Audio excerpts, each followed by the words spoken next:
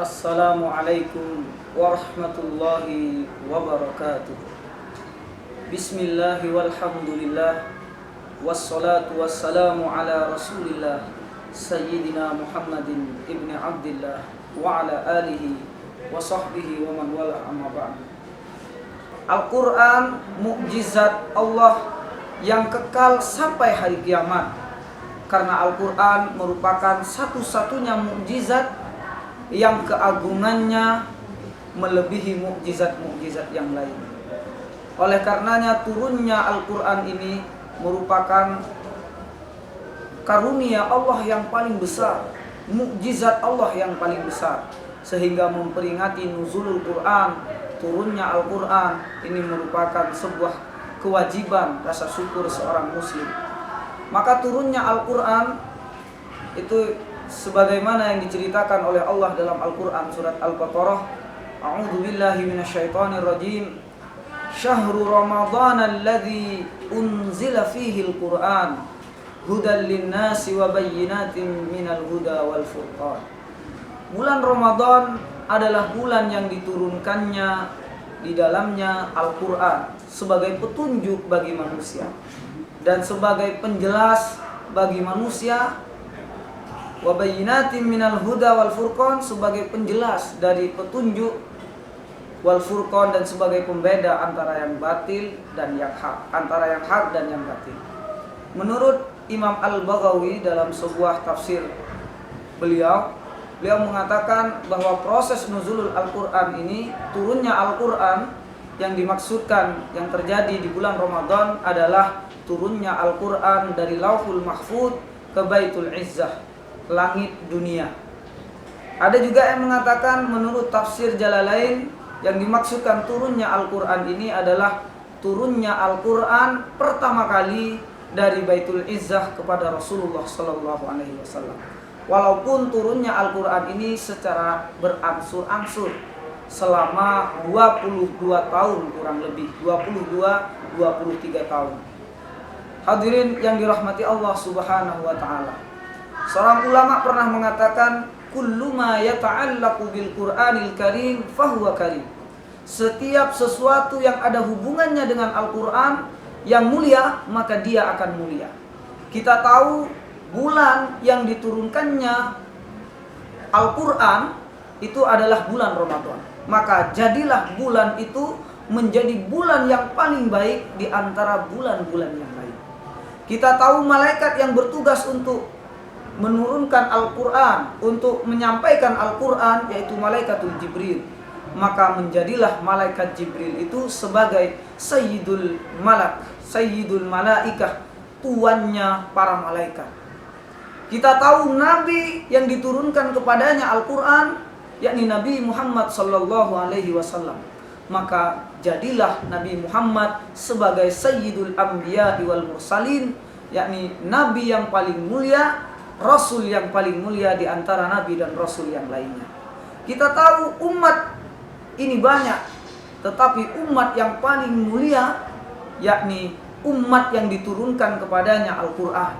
Maka setiap sesuatu yang ada hubungannya dengan Al-Quran selalu mulia.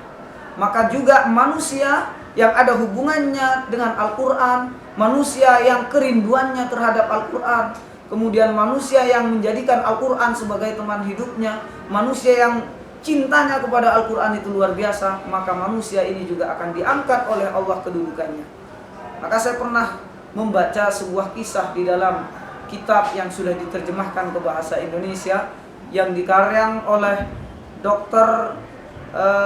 Khalid bin Abdul Aziz. Beliau pernah bercerita, seorang dokter pernah bercerita kesaksian nyata, kisah nyata seorang kakek-kakek yang divonis menderita penyakit kanker stadium 4 yang sudah posisinya sudah koma, sudah tidak sadarkan diri. Menurut prediksi dokter ini, beliau mengatakan manusia ini atau kakek ini tidak akan bertahan hidup lebih dari 15 hari. Namun yang terjadi, ditunggu sampai 15 hari, kakek ini juga belum wafat. Hingga akhirnya dokter ini bingung, kemudian nelpon keluarganya, meminta keluarganya untuk datang ke rumah sakit. Yang terjadi, keluarganya akhirnya datang ke rumah sakit dan semuanya membawa Al-Quran. Di sehari penuh mereka, keluarganya kakek ini membacakan Al-Quran sampai hatam, dari surat Al-Fatihah sampai surat An-Nas. Dan yang terjadi ketika sudah hampir maghrib, Al-Quran itu selesai dihatamkan. Dan yang terjadi kemudian, kakek ini yang sudah koma 15 hari kemudian duduk dan mengangkat jarinya dan mengatakan, asyhadu an la ilaha illallah wa asyhadu anna muhammadar rasulullah. Seketika itu kemudian kakek ini meninggal dunia. Ini kisah nyata tertulis dalam kitab kesaksian seorang dokter. Bukunya sudah ada di mana-mana di Indonesia. Lalu kemudian dokter ini kaget dan terkejut. Apa yang sebenarnya dilakukan oleh kakek ini sehingga meninggalnya begitu indah. Kemudian dokter bertanya kepada keluarganya, wahai bapak, ibu, bapak ini meninggal, kakek ini meninggal dengan begitu indah. Meninggalnya setelah dibacakan Al-Quran. Apa yang biasa dilakukan oleh kakek ini? Lalu kemudian keluarganya menyaksikan, wahai dokter, sesungguhnya meninggalnya ayah saya ini wajar. Sebab tidak ada hari dia tanpa Al-Quran. Hampir tiap hari dia selalu membaca Al-Quran. Dan biasanya kalau di luar bulan Ramadan, bapak saya ini selalu menghatamkan Al-Quran selama 7 hari sekali hatam. Tetapi di bulan Ramadan, bapak saya mengusahakan untuk betul-betul dekat dengan Al-Quran. Minimal sehari semalam, bapak saya harus menghatamkan Al-Quran. Subhanallah, luar biasa. Ini kisah nyata. Maka benar apa yang disampaikan ulama, orang yang ada hubungannya dengan Al-Quran, maka akan dimuliakan oleh Allah Subhanahu wa Ta'ala. Begitu pula sabda Rasulullah SAW, Iqra'il Qur'ana fa innahu ya'ti yaumal qiyamati syafi'an li ashabi. Bacalah Al-Quran, karena sesungguhnya Al-Quran itu akan datang di hari kiamat menjadi penolong bagi orang-orang yang dekat dengan Al-Quran, yang suka membaca Al-Quran, yang suka merenungi, mentadaburi isi Al-Quran.